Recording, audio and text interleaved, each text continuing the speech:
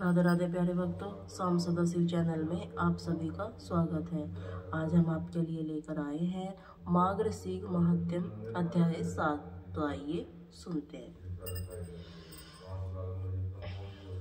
अध्याय 7 सुनाने से पहले आपको सुनाते हैं माँ लक्ष्मी जी की एक बहुत ही सुंदर कथा। एक बार भगवान श्री लक्ष्मी नारायण और माता लक्ष्मी ने अपने भक्तों की भक्ति देखने के लिए धरती लोक पर जाने का निश्चय किया। बस फिर क्या था, भगवान लक्ष्मी नारायण ने तो एक वृद्ध पुरुष का रूप धारण कर लिया और माता लक्ष्मी ने एक अत्यंत दीनहीन वृद्धा स्त्री का रूप धारण किया। और भगवान लक्ष्मी नारायण को माता लक्ष्मी इसी रूप से धरती लोक पर आ गए। नगर में एक धनी सेठ के द्वार पर जाकर उन्होंने उसका फाटा फटकारने लगे।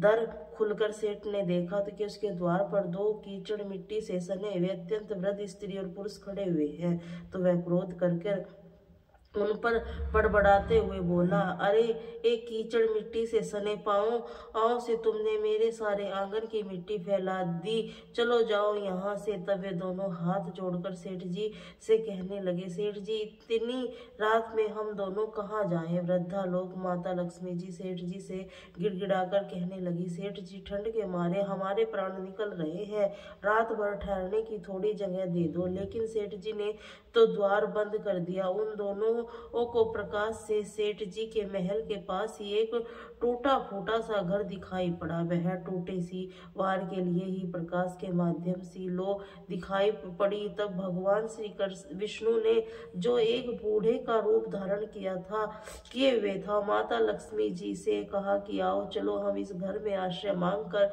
देखते हैं। तब माँ लक्ष्मी ने कहा कि अब इतने बड़े सेठ ने अपने यहाँ स्थान नहीं दिया तो फिर भला यहाँ कोई कंगाल या निर्धन क्या देंगे। और अगर ठहरने की जगह मिल भी गई तो रात भर के बिना ओढ़ने बिछोने से इस फटे भीगे कपड़ों में हमारे प्राण निकल जाएंगे। तब भगवान लक्ष्मी नारायण बोले, हे कुछ भी हो मुझे यह बिल्कुल नहीं चला जाता। ऐसा कहते उन्होंने थोड़े आगे बढ़कर उस टूटे फूटे द्वार को खटखटाया। दूसरी ही क्षण हाथ में दिया था और मेली फटी साड़ी पहने कमजोर सी स्त्री ने द्वार खोला। उसने दोनों की दशा देखते ही करुणा भरे स्वर से कहा। वह स्त्री बोली, हाय आप लोग इस अंधेरी रात में कहाँ भटक रहे हैं, आइए आइए भीतर आ जाइए। इन्हें सहारा देकर वह अपने घर के भीतर ले गई। छोटी सी कोठड़ी में दो टूटी फूटी चारपाई पड़ी थी, उन्हें में से एक खाली करके वह स्त्री उन दोनों वृद्ध स्त्री को बैठने के लिए कहने लगी। दोनों उसके कपड़े में पानी चूकर कोठरी गीली हो गई, किंतु उस स्त्री ने उसकी बिल्कुल भी परवाह नहीं की, बल्कि जल्दी जल्दी अंगीठी में आग सुलगाकर उन दोनों वृद्धा स्त्री को आग ताप में नहीं कहा। फिर अग्रहण से ही दो पुराने लेकिन धुले हुए साफ कपड़े लाकर उन दोनों को देती हुई बोली, बाबा माता जी आप लोग पहने भीगे कपड़े उतार कर इन्हें लपेट लो। बाबा मैं क्या करूं, बहुत गरीब हूं ना, आज आपको बस इतनी ही दो कपड़ों से गुजर करनी होगी। आप कपड़े के निचोड़ कर फैला दूंगी, जब सूख जाएंगे तब आप उन्हें पहन लेना। उन्हें कपड़े बदलवा कर वह अपने आंगन में गई और दो पीतल की छोटी छोटी थालियां ले बथुए का साग और बाजरे की रोटी रख कर लाई और बड़े प्रेम से माता जी को लीजिए भोजन कर लीजिए, आज मेरे घर यहाँ भगवान का प्रसाद है। लेकिन माता जी मुझे बहुत दुख हो रहा है कि बिना तो मेरे घर में घी है, न ही दूध है, न चीनी है, आपको बस यही रूखा सूखा भोजन करना होगा। तब वह वृद्ध स्त्री बोली, कोई बात नहीं बेटी, हमें यह भोजन बड़ा स्वादिष्ट लगा। वे दोनों खाते हुए बोले। थोड़ी ही देर में उस स्त्री का पति भी आ गया। वह बेचारा भी काम की तलाश में दिन भर भटक कर अपने थका हारा घर लौटा था। पत्नी ने अतिथियों को भोजन खिला देने के बाद चुपके से द्वार आर पर ही अपने पति को सारी बात बता दी और सुनकर उसका पति भी बड़ा प्रसन्न हुआ। फिर दोनों ने अपने बिछोने पर दोनों वृद्धों को देकर उन्हें तो चारपाई पर सुला दिया और दुख दोनों को टाक ओढ़कर धरती पर लेट गए।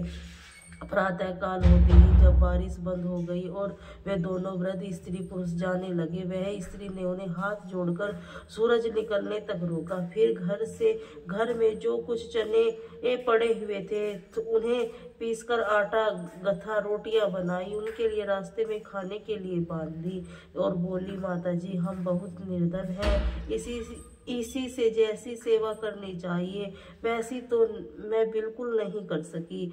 आस है कि आप हमें क्षमा कर देंगी। बूढ़ी स्त्री अर्थात माता लक्ष्मी ने उत्तर दिया, बेटी हम गरीबों की जो सेवा तुमने की है उसका फल तुम्हें भगवान अवश्य देंगे। आज तू जो भी चीज को छुप कि वह दिन भर खाली नहीं होगी। ऐसा कहकर वृद्ध रूपधारी भगवान लक्ष्मी नारायण माता लक्ष्मी जी वहां से चले गए। जब उस स्त्री को अपनी बहुत ही हांडी को साफ करने को याद आई, रसोई में जाकर जैसे ही उसने हांडी उठाई तो देखकर उसकी आंखें आश्चर्य से खुली की खुली रह गई। वह हांडी में असफरियां भरी हुई थी। अब जो उसके उलट कर देखा तो दोबारा भर गई। जैसे ही वह स्त्री उस अवश्यों को हांडी से निकाल कर एक तरफ रखती, हांडी दोबारा से सफरियों से भर जाती। ऐसा करते करते दिन भर उसकी कोठड़ी असफरियों से भर गई। बस फिर तो उसने अपने पति से उन सफरियों को बेचकर बढ़िया सा घर लिया और कपड़े की दुकान खोल दी, घोड़ा गाड़ी खरीद ली। अब बड़े ही सुख से रहने लगे। उधर उस सेठ को जब यह पता चला कि उसके निर्धन झोपड़ी में रात में ही अमीर हो गए तो उसने उस स्त्री को अपने पति को बुलाकर सारी बात पूछी। स्त्री बड़ी भोली भाली, उसने बड़ी सरलता से सारी बात सेठ को बता दी। अब तो सेठा की रात दिन यही चिंता रहने लगी, किसी प्रकार से करामाती वृद्ध स्त्री पुरुष मिल जाए तो वह घर भरकर ऐश्वर्य प्राप्त कर ले। भगवान बस लोगों के मन की बात जान लेते हैं। एक रात जब बहुत जोर से बारिश हो रही थी, ओले भी पड़ रहे थे, तब वही वृद्ध स्त्री पुरुष यानी कि भगवान लक्ष्मी नारायण माता लक्ष्मी जी फिर उसी सेठ के द्वार पर पहुंच गए और दरवाजा खटखटाने लगे। खटखटाकर सुनते ही सेठ ने बिजली के प्रकाश से झांक कर उन दोनों को पहचान लिया और जल्दी जल्दी सेठानी को उन्हें लेने के लिए भेजा। बिजली बुझाकर एक दिया हाथ में लेकर सिठाई बाहर आई, झूठी ममता दिखाकर बोली, हाय हाय बाबा तुम कहाँ भटक रहे हो, आओ अंदर आ जाओ। फिर बस घर के सबसे टूटी फूटी चारपाई पर उन्हें बैठा दिया। घर में बहुत सारे गर्म कपड़े होते हुए भी वह उनके लिए जानबूझकर 2 फटे पुराने वस्त्र लेकर आई। बोली, बाबा घर में बस इस समय बस यही है। उन्हें बिना पूछे ही घर की सबसे घिसी पुरानी थालियों में बथुए का साग और बाजरे की रोटी ले आई। ओढ़ने को 2 फटे कंबल भी कहीं से मांग कर ले आई। सेठानी उसी कमरे के गद्दे बिछाकर धरती पर लेट गए। सुबह अंधेरे होते जब दोनों वृद्ध पुरुष वहां से जाने लगे तो सेठानी ने चने पीसकर रोटी बनाई, उसके बांध कर दी। बोली, माता हम बड़े दरिद्र हैं, आपकी बिल्कुल भी सेवा नहीं कर पाए, आशा है कि आप हमें क्षमा कर देंगी। तब वृद्धा रूपी धारी माता लक्ष्मी जी ने कहा, बेटी जैसी सेवा तूने की है उसका फल तुझे भगवान अवश्य देगा। हाँ, आज तो जिस दिन काम को अपने हाथ से मिलेगी उस दिन भर समाप्त नहीं होगा। उस लोगों को हो जाते ही सेठानी ने झगड़ा हो गया और सेठ चाहता था कि बथुए की हांडी मैं खोलूं और सिठाई चाहती थी कि मैं खोलूं। अंत में दोनों ने एक साथ हांडी पकड़ी, अपनी अपनी तरफ खींचने लगे। उसी छीना झपटी में हांडी टूट गई और कमरे में बथुए ही बथुआ बिखर गया। सेठानी झाड़ू लेकर कमरा धोने लगी। जब वह कमरा साफ करती तुरंत ही कमरे में बहुत सारा बथुआ बिखर जाता। सुबह से शाम हो गई और सेठानी ने हाथ में झाड़ू लेकर कमरा साफ करती रही। इसीलिए सच कहा है कि जिसकी जैसी नियत होती है, भगवान उसे वैसा ही फल देते हैं। प्रेम से बोलिए श्री लक्ष्मी नारायण भगवान की जय, लक्ष्मी माता की जय। अब सुनिए आज का अध्याय। इससे पहले के अध्याय में आपने जाना है कि किस प्रकार देवऋषि नारद ने नारायण मुनि से उस व्रत के बारे में जानना चाहा था। सिर्फ एक समय भगवान शिव ने देवी पार्वती से करने के लिए कहा। उस व्रत का नाम पुण्य कर। श्री नारायण मुनि कहते हैं कि हे नारद, पुण्य कर का विधान सुनकर देवी पार्वती जी के मन में प्रसन्न हो गया। फिर उन्होंने व्रत की संपूर्ण विधि को विषय में से प्रश्न करना आरंभ कर दिया। देवी पार्वती बोली, हे नाथ, आप वेद वर्ताओं की श्रेष्ठ, करुणा के सागर और परंपरा के दीन बंधु, कृपा के व्रत का सारा विधान मुझे बतलाइए। प्रभु, कौन कौन से द्रव्य और फल इस व्रत के उपयोगी होते हैं, उसका समय क्या है, किस समय का पालन करना होता है, इसमें आहार अर्थात भोजन का क्या विधान है, इसमें क्या फल होता है, यह सब मुझे विनय सेविका से वर्णन कीजिए। साथ ही उसका उत्तम पुरोहित पुण्य एकत्रित करने के लिए, ब्राह्मण और सामग्री जुटाने के लिए भृत्य को भी नृत्य कर दीजिए। इसके अलावा जो भी व्रत के लिए उपयोगी वस्तु है जिन्हें मैं नहीं चाहती हूँ, वह सब भी एकत्रित करवा दीजिए, क्योंकि स्त्रियों के लिए वह स्वामी ही सब कुछ प्रदान करने वाला होता है। स्त्रियां दीन अवश्य होती हैं। वह कुमार युवा, वृद्धा कुमार अवस्था में, पिता युवा अवस्था में, पति को वृद्धा अवस्था में और पुत्र हर प्रकार से पालन करने वाली होती है। प्राणनाथ, आप तो सर्वात्म सर्वज्ञ, सब कुछ जानते हैं, इसीलिए आपने आत्मा को निर्विक्त का कारण भूत एक श्रेष्ठ पुत्र हो मुझे अवश्य ही प्रदान कीजिए। भगवान, यह तो मैंने अपनी जानकारी के अनुरूप आप जैसे महात्मन से निवेदन किया है। आप तो सभी के आंतरिक अभिप्राय के ज्ञाता और परम ज्ञानी, भला मैं आपको क्या समझा सकती हूँ। ऐसा कहकर पार्वती जी ने बड़े प्रेम से अपने पति देव के चरणों को अपना माथा झुका लिया और कृपा कर सिंधु भगवान शिव कहने को तत्पर हुए। भगवान कहने लगे, देवी, मैं इस व्रत की विधि, नियम, फल और व्रत उपयोगी द्रव्यों और फलों का वर्णन करता हूँ। सुनो, इस व्रत के लिए मैं फल पुष्प लाने के लिए 100 शुद्ध ब्राह्मणों को, सामग्री जुटाने के लिए 100 व्रतियों को, बहुसंख्या दास पलायन सामान हूँ, उसकी अनुमति करता हूँ। तुम इन सभी को ग्रहण करो। देवी शुद्ध समय आने पर भी परम नियम पूर्वक व्रत का अनुष्ठान करना चाहती। प्रिय मास माघ की शुक्ल त्रयोदशी के दिन इस व्रत का शुभारंभ होता है। उत्तम व्रती को चाहते हैं व्रत के आरंभ से पहले ही दिन उपवास करे और शरीर को अत्यंत निर्मल करके यत्न पूर्वक वस्त्रों को धोकर स्वच्छ कर ले। फिर दूसरे सुबह सवेरे जल्दी उठ जाए, मुख में शुद्ध करके फिर निर्मल जल से स्नान करके फिर हरि का ध्यान करे, आचमन करे, पवित्र हो जाए। फिर भक्ति सहित श्री हरि के अर्घ देकर जल्दी ही अपने घर लौट आए। वहां पर धुली हुई धोती और चादर धारण करके पवित्र आसन पर बैठकर फिर आचमन और तिलक करके भगवान नित्य कर्म समाप्त करें। सबसे पहले परितन पूर्वक पुरोहित का वर्णन करके सर्वशिष्ट पूर्वक कलश की स्थापना कर फिर देव विरवित संकल्प करके इस व्रत का अनुष्ठान करें। किसी भी व्रत को जैसा कि आप इस वीडियो में बताते हैं कि अगर आप कोई व्रत करने से पहली बार कोई व्रत प्रारंभ करना चाहते हैं तो उसका संकल्प जरूर लेना चाहिए। भगवान शिव कहते हैं कि हे इन सब के 4 सौंदर्य की प्रीति विधि, अंगों के सौंदर्य प्रति सौभाग्य आदि के लिए तरह तरह की वस्तुओं की संख्या सहित समर्पण करने की बात कहकर फिर से बोले, हे देवी, पुत्र प्राप्ति के लिए कुसमांड, नारियल, जबीर, श्रीफल, इन फलों को भी हरि को समर्पित करना चाहिए। व्रत करने वाले भक्तों को चाहिए कि व्रत के दिन इन संपत्ति की वृद्धि के लिए ही झांझ, मजीरा, तरह तरह की बाजें बजाकर श्री हरि को सुनाए।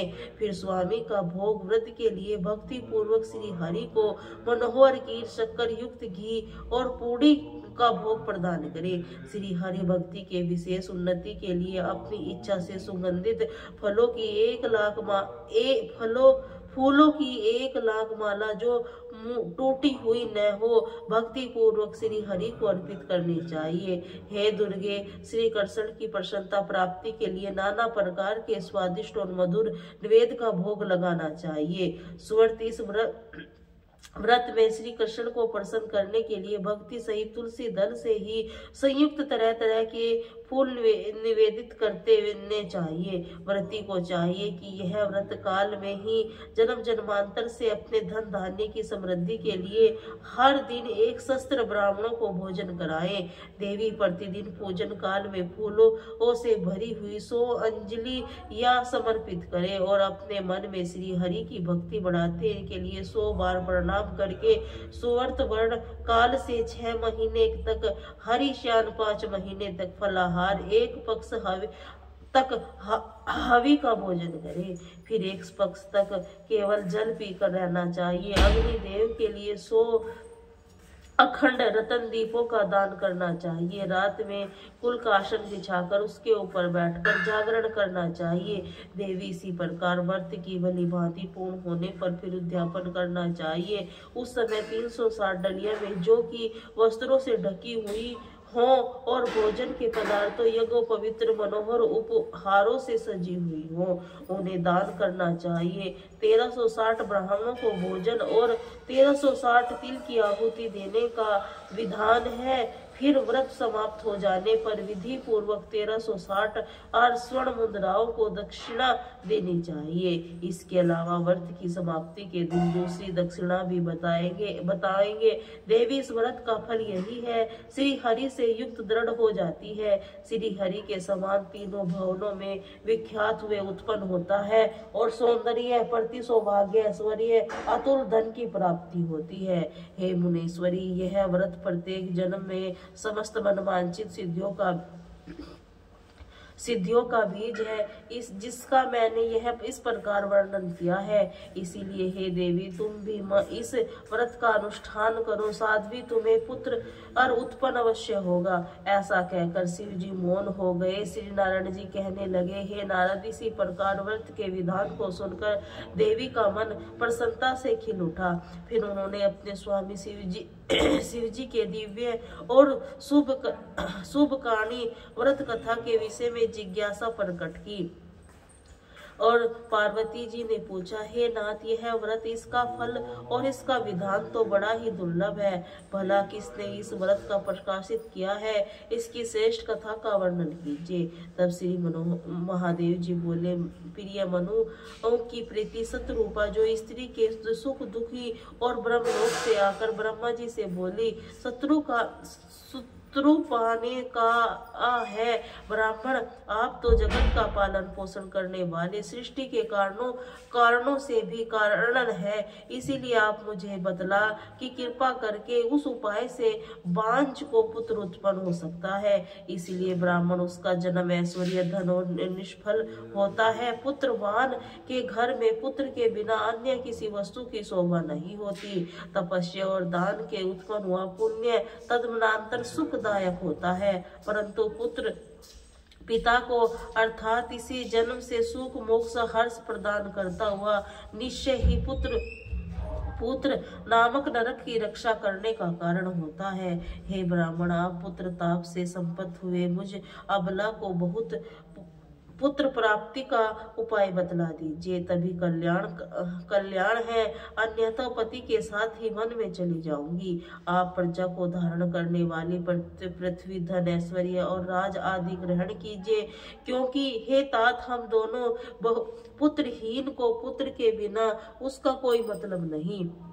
साक्षात ब्रह्मा जी ने ऐसा जानकर शतरूपा फूट फूट कर रोने लगी। तब उसकी ओर देखकर कृपालु ब्रह्मा जी ने कहा, व्रत से जो समस्त ऐश्वर्य आदि का कारण रूपी सभी मनोरथ की देने वाला शुभ कारण है, उस सुखदायक पुत्र प्राप्ति का उपाय वर्णन करता हूँ, सुनो। स्वर्त भाग मास के शुक्ल पक्ष की त्रयोदशी तिथि के दिन शुक्ल काल में सर्वस्त्र प्रदान करने वाले कृष्ण की आराधना करके इसी उत्तम पुण्य व्रत का अनुष्ठान करना चाहिए। कर्ण शाखा के इस व्रत का धारण किया गया और इसे पूरे साल तक करना चाहिए। यह सारी अभिष्ट सिद्धियां का अप्रदाता, सभी विघ्नों का नाश करने वाला। व्रत के दिनों में वेदांत द्रव्यों को दान करना चाहिए। सुबह तुम भी इस व्रत का अनुष्ठान करके विष्णु जी के समान पराबली पुत्र प्राप्त करो। ब्रह्मा जी का कथन सुनकर शतरूपा के इसी उत्तम व्रत का अनुष्ठान किया, जिसके उन्होंने व्रत का उत्तम नाम नामक दो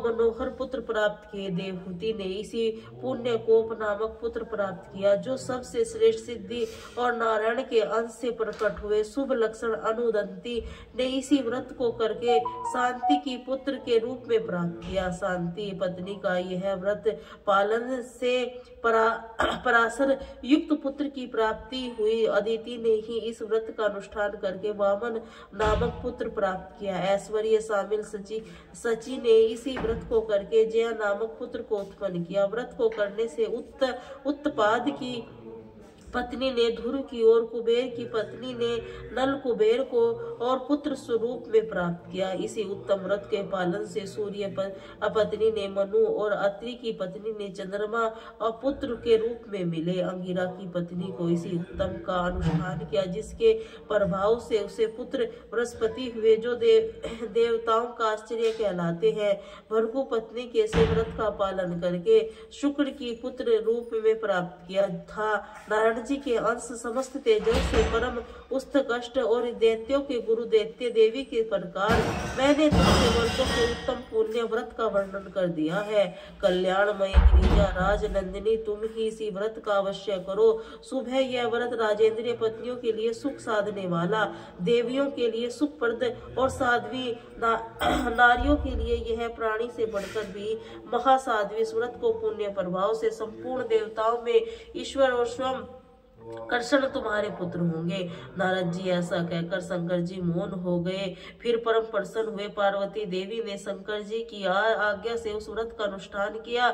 इसी प्रकार से मैंने तुमसे गणेश जी के जन्म का कारण, जो सुखदायक मोक्ष पद और सार रूप वर्णन किया है। देव ऋषि अब और क्या सुनना चाहते हैं? देव ऋषि नारद जो कुछ भी पूछा उसका विस्तार पूर्वक वर्णन आप अगली कथा में सुनिए। उम्मीद है कि आज की यह कथा आपको पसंद आई होगी। अब सुनिए श्री कृष्ण चालीसा। पाठ बंसी शोभित कर मधुर नील जलंतन श्याम अरुण अधर जनु बिमा कमल नयन कमल अभिराम पूर्ण इंद्र अरविंद सुख पीतांबर। शुभ साज जय मनोहर मंदन छवि कर्षण चंद्र महाराज जय यदु नंदन जय जग वंदन जय वसुदेव देवकी नंदन जय यशोदा सूत नंदन दुलारे जय प्रभु भगतन के दृग तारे जय नट नागर नाग नथैया कृष्ण कन्हैया धैनु चरैया पुनि नख पर प्रभु गिरिवर धारो आओ दनन कष्ट निवारो वंशी मधुर अगत तर तेरी होवे पूर्ण मनोरथ मेरा जाओ हरि पुण्य माखन चाको आज लाज भारत की राखो गोल का पोल चुंबुक अरुण रे मरु मुस्कान मोहित डरे रजित रजित नयन विशाले मोर मुकुट जाति माला कुंडल श्वेत पीत कटे अटे करण पर छन की छेल नील जलन सुंदर तन होवे चवि लखी सुर पर मुनिवर होवे मस्तक तिलक अकल अधुंदर लाओ कृष्ण बंसारी बांसुरी वाले करी पल पान पुत्र करी तार अका बका काजा सुर मार्यो मधुवन जलन अनी परम ज्वाला शीतल लखी तही नंदलाला सुरपति जब ब्रज चुड़ोसो ऋषाई मसुर धार वारी वर्षा लगत रजत बज बयायो गोवर्धन नख धारी बचाओ लखी सुध मन भरम अधिकारा मुख पर चौंद भवन दिखलाई दृष्ट कंस अति उधम मचायो कोटि जलन फूल महायो नाथी काल यही तुम लीन है चरणहीन निर्भय की है करी नस आपिन संग रास विशाला उसकी पूर्ण करो अभिलाषा केतिक यह असुर संग कंस की केस पकड़ के मारो माता पिता की बंदी छुड़ाई उगर सेन सब राज दिलाई मही मस्तक छत लायो मात आत देव की शोक मिटायो भोमा सुर पर दैत्य संहारो और लाए टस सहस्त्र कुमारो दे दी नत्र सरस संग्रहा जरा सिंधु राक्षस पर मारा असुर बकासुर आदित्य तभी भक्तन पर कष्ट निवारा दीन सुदामा दुख टाए